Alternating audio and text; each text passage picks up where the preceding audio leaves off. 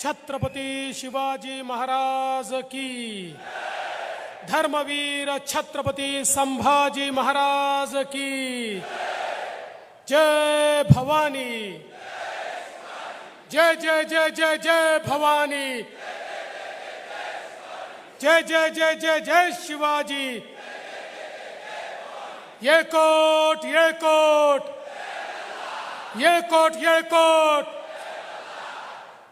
हिंदवी स्वराज्याचे सरसंस्थापक छत्रपती शिवरायांना मानाचा मुजरा करतो। भारतीय राज्यघटनेचे शिल्पकार भारतरत्न डॉक्टर बाबासाहेब आंबेडकर यांना मानवंदना अर्पित करतो। आज खऱ्या अर्थानं म्हाळसा कांतांचा आशीर्वाद घेऊन, त्यांचं दर्शन घेऊन आम्ही या ठिकाणी दादांच्या प्रचाराचा नारळ हा वाढवलेला आहे आणि मला विश्वास आहे खंडेरायाचा आशीर्वाद आणि म्हाळसाईचा आशीर्वाद मनोज दादा घोरपडेंना मिळणार आणि ते विधानसभेत जाणार। आज खऱ्या अर्थानं त्यांना पाठिंबा देण्याकरता या ठिकाणी उपस्थित झालेले आपल्या सर्वांचे लाडके या साताऱ्याचे लोकप्रिय खासदार श्रीमंत छत्रपती उदयन महाराज भोसलेजी, साताऱ्याचे लोकप्रिय आमदार श्रीमंत छत्रपती शिवेंद्र सिंहराजे भोसलेजी, मंचावर उपस्थित असलेले आमचे मित्र आणि आमदार जयकुमार गोरेजी, सदाभाऊ खोतजी, भगवंत खुबाजी, धैर्यशील भाऊ कदमजी, रघुनाथ कुलकर्णीजी, विक्रम पावसकरजी, रामकृष्ण वेताळजी, अशोक बापू गायकवाडजी, चित्रलेखाताई कदम, महेश जाधवजी, भरत नाना पाटीलजी, राजेश घाडगेजी, सचिन नलवडे, सचिन बिलागडे, जितेंद्र डुबल,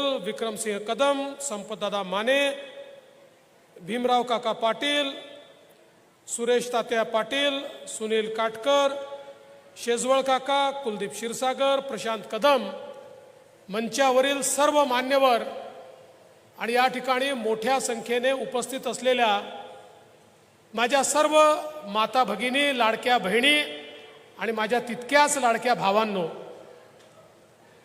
खरं म्हणजे या महाराष्ट्रातले ज्येष्ठ नेते माननीय शरद पवार साहेब तसे आमचे राजकीय विरोधक आहेत। पण विरोधकांनी देखील एखादी चांगली गोष्ट सांगितली तर त्या गोष्टीचा अवलंब आपण केला पाहिजे। मागच्या काळामध्ये राजकारणाबद्दल बोलत असताना पवार साहेब असं म्हणाले, तव्यावरची भाकरी योग्य वेळी फिरवली नाही तर ती करपते। आता पवार साहेबांना सांगा, उत्तर कराडमधली तुमची भाकरी फिरवायची वेळ आली आहे, नाहीतर आमचं उत्तर कराड करपल्याशिवाय राहणार नाही। त्यामुळे आता पवार साहेबांनी दिलेला मंत्र उत्तर कराड जगणार आहे आणि भाकरी फिरवून मनोज दादाला मुंबईच्या विधानसभेत पोहोचवणार आहे। खरं म्हणजे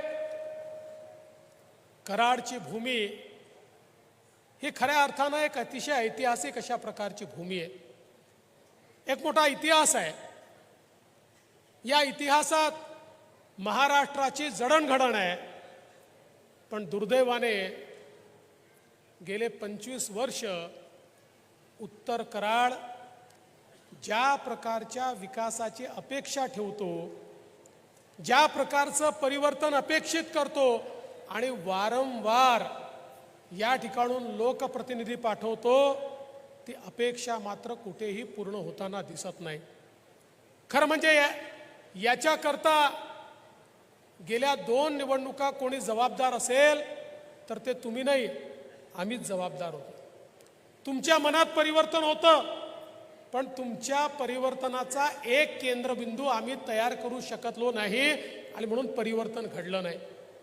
दोन्ही निवडणुका आमचे मनोज दादा आणि धैर्यशील दादा एकमेकासमोर आले आणि त्यामुळे तिसऱ्याचा फायदा झाला आणि म्हणून तुमचं सातत्याने म्हणणं होतं आम्हाला परिवर्तन घडवायचं आहे, पण तुम्हीच काही करत नाही, तुम्हीच लोक एकत्रित येत नाही, तुम्हीच कोणाला एकत्रित आणत नाही.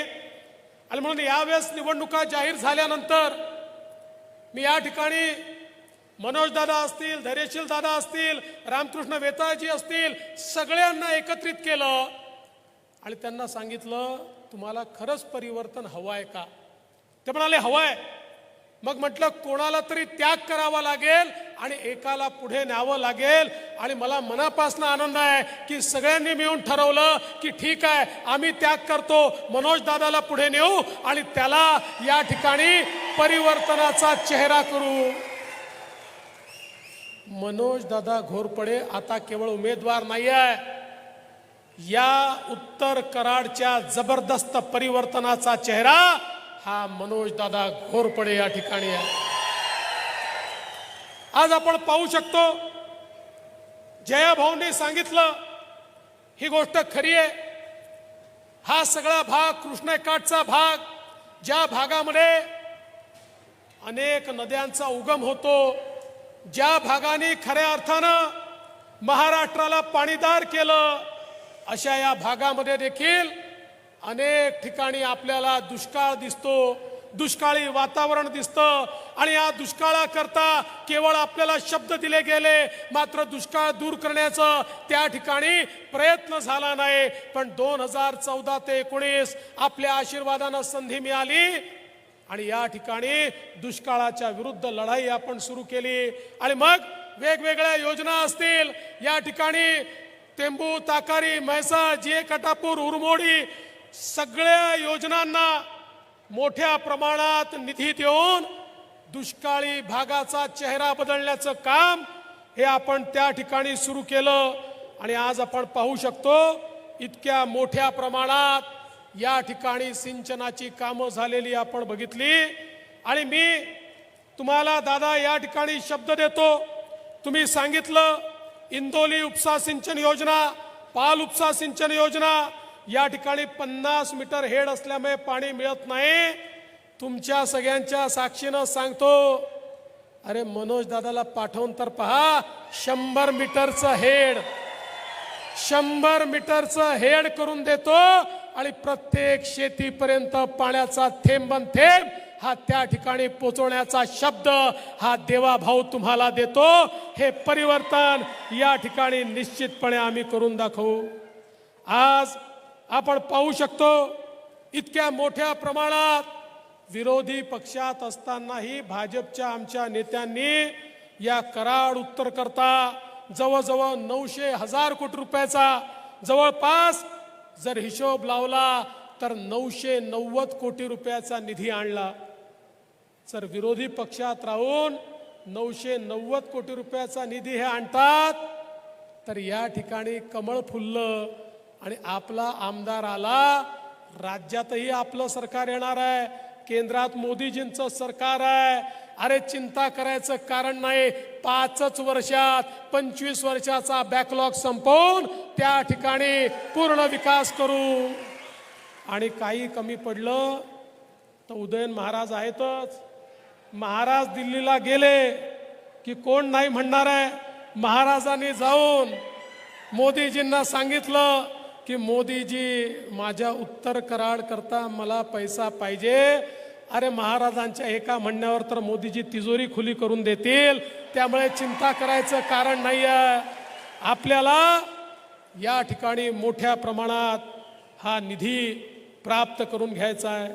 मी सांगत होतो, आपण जर बघितलं असेल या सातारा जिल्ह्यामध्ये आपण नीरा देवधर करता 3,977 कोटी रुपये दिले. या ठिकाणी पश्चिम महाराष्ट्रातल्या या 2-3 जिल्ह्यावर जसा परिणाम होतो त्या टेंबू योजनेकरता जवळपास 7,390 कोटी रुपये दिले. लक्ष्मणराव इनामदार उपसा सिंचन योजनेला 5,889 कोटी रुपये दिले. उंडाळे लघुपाट बंधारे करता 592 कोटी रुपये दिले, उरमोडी करता या ठिकाणी 1121 कोटी रुपये दिले, धोम बलकवडी करता जवळपास 1000 कोटी रुपये दिले, वांग मराठवाडी करता 594 कोटी रुपये दिले. म्हणजे आपण जर हिशोब लावला तर जवळपास 5 ते 7 हजार कोटी रुपये, 10,000 कोटी रुपये हे केवळ या जिल्ह्यातल्या सिंचन योजनांकरता आपल्या सरकारने दिलेले आहेत. आणि म्हणून आपण कुठेही विकासामध्ये मागे नाही, पण केवळ विकास करून आपण थांबलो नाही, तर शेतकऱ्यांचा विचार हा मोठ्या प्रमाणात झाला पाहिजे. आपल्या समोर स्वप्न होतं आणि म्हणून आपण निर्णय केला, आमच्या शेतकऱ्यांना वीज बिल माफ करण्याचा निर्णय आपल्या सरकारने घेतला. तुम्ही आता शेतकऱ्यांना विचारा, त्यांना बिल येत नाही, 000चं बिल येतं. कारण महिन्याचं 3 महिन्याचं जे शेतकऱ्यांचं बिल आहे ते आता सरकारने भरण्याचा निर्णय घेतला. यापुढे 5 वर्षापर्यंत आमच्या शेतकऱ्यांना विजेचं बिल येणार नाही, ही तजवीज आपल्या सरकारने या ठिकाणी केली. आणि एवढंच नाही, 14,000 मेगावॅट आता सौर वीज निर्मिती आपण सुरू केली आहे. म्हणजे आमच्या शेतकऱ्यांना पुढच्या 2 वर्षानंतर 365 दिवस 24 तास वीज आम्ही देणार आहोत. त्यांना त्या ठिकाणी रात्री शेतामध्ये जाऊन काम करण्याची गरज पडणार नाही. आपल्याला माहिती आहे, शेतकऱ्यांच्या पाठीशी उभं राहणारं सरकार आहे.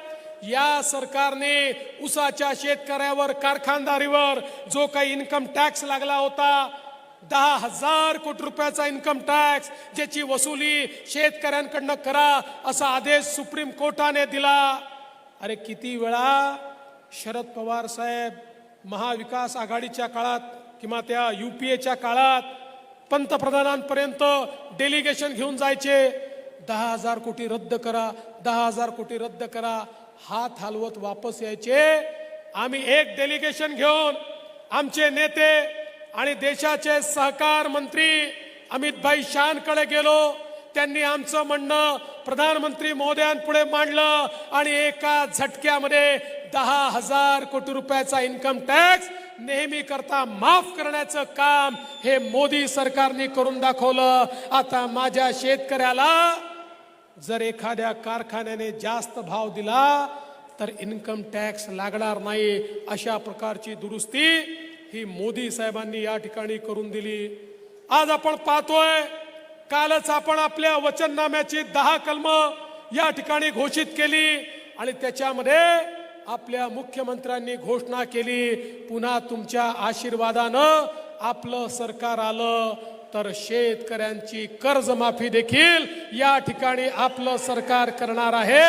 हा शब्द आपल्या सरकारने या ठिकाणी दिलेला आहे. आज आमच्या बहिणींकरता वेगवेगळ्या योजना आपल्या सरकारने आणल्या. आपल्याला कल्पना आहे, लेक लाडकी सारखी योजना आणली, ज्या योजनेमध्ये ज्यांच्या घरी मुलगी जन्माला आली, मुलीच्या जन्माचं स्वागत झालं पाहिजे. मुलगी जन्माला आली की 5,000, पहिल्या वर्गात गेली की 5,000, 7व्या वर्गात गेली की 7,000, 11व्या वर्गात गेली की 8,000, 18 वर्षाची झाली की 75,000, 1,00,000 रुपये त्या घरामध्ये देण्याचा निर्णय आपल्या सरकारने घेतला.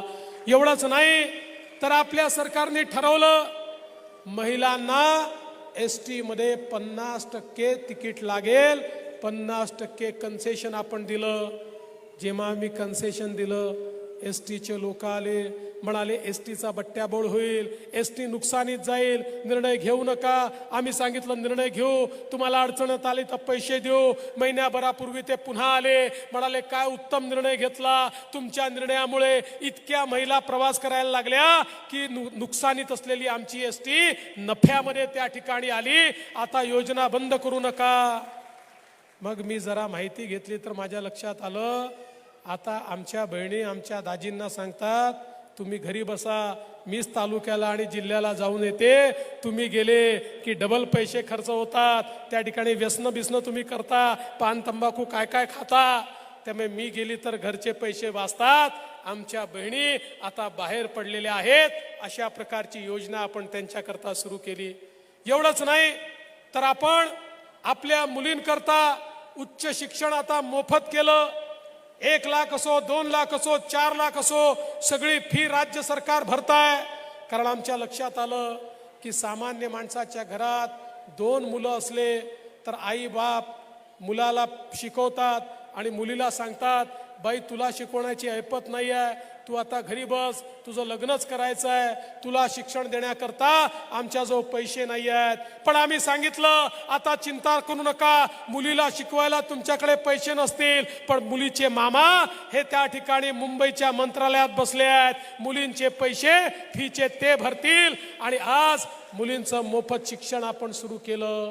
आणि एवढंच नाही तर आपण लाडकी बहीण योजना सुरू केली. लाडकी बहीण योजनेच्या अंतर्गत महिलांना वर्षाला 18,000 रुपये, महिन्याला 1,500 रुपये आपण द्यायला सुरुवात केली. आमचे महाविकास आघाडीचे नौटंकीबाज लोक पहिल्यांदा म्हणाले पैसाच मिळणार नाही, मग पैसा मिळायला लागल्यावर म्हणाले तो बँकेतनच निघणार नाही, मग हे सगळं झाल्यानंतर म्हणाले योजनाच बंद होईल. मला सांगताना या ठिकाणी अतिशय दुःख होतं. बहिणींनो, जसे आम्ही तुमचे लाडके भाऊ आहोत ना, तसे महाविकास आघाडीवाले तुमचे सावत्र भाऊ आहेत. हे सावत्र भाऊ हायकोर्टामध्ये गेले. हायकोर्टामध्ये यांनी केस केली, लाडकी बहीण योजना बंद करून टाका, या ठिकाणी मुलींच्या मोफत शिक्षणाची योजना बंद करून टाका, या ठिकाणी लेक लाडकी योजना बंद करून टाका. पण काळजी करू नका, तुमचे सख्खे भाऊ बसलेले आहेत. आम्ही सगळ्यांनी मिळून कोर्टात असा लढा दिला, कोर्टाने स्थगिती द्यायला नकार दिला आणि आपली लाडकी बहीण योजना सुखरूपपणे या ठिकाणी सुरू आहे. आणि काळजी करू नका, भविष्यातही ही योजना सुरूच राहणार आहे. काल तर आपल्या मुख्यमंत्र्यांनी घोषणा केली, आता 1,500 रुपये नाही, आता 2,100 रुपये हे आमच्या लाडक्या बहिणींना त्या ठिकाणी मिळणार आहेत. आणि म्हणून आपलं जे सरकार आहे ते सामान्य माणसाचा विचार करणारं सरकार आहे, सगळ्यांच्या जीवनात परिवर्तन करणारं सरकार आहे. आम्हाला खूप विकास या ठिकाणी करायचा आहे, पण हा सगळा विकास करत असताना आमची मनापासून इच्छा आहे की या विकासामध्ये कराड उत्तर देखील आमचा भागीदार असला पाहिजे. पण कराड उत्तरला भागीदार जर करायचा असेल तर या ठिकाणी जबरदस्त परिवर्तन करावं लागेल. परिवर्तनाचा चेहरा असलेले मनोज दादा घोरपडे यांच्या पाठीशी तुम्हाला उभं राहावं लागेल, त्यांना आशीर्वाद द्यावा लागेल. आणि मी तुम्हाला शब्द देतो, एकदा मनोज दादांना तुम्ही मुंबईमध्ये मंत्रालयामध्ये विधानमंडळामध्ये पाठवलं, त्यानंतर कराड उत्तरला मागे वळून पाहावं लागणार नाही. तुमच्या विकासाची या ठिकाणी आम्ही घेतो, हा विश्वास तुम्हाला देतो. आणि माझं बोलणं संपवतो. धन्यवाद. जय हिंद, जय महाराष्ट्र.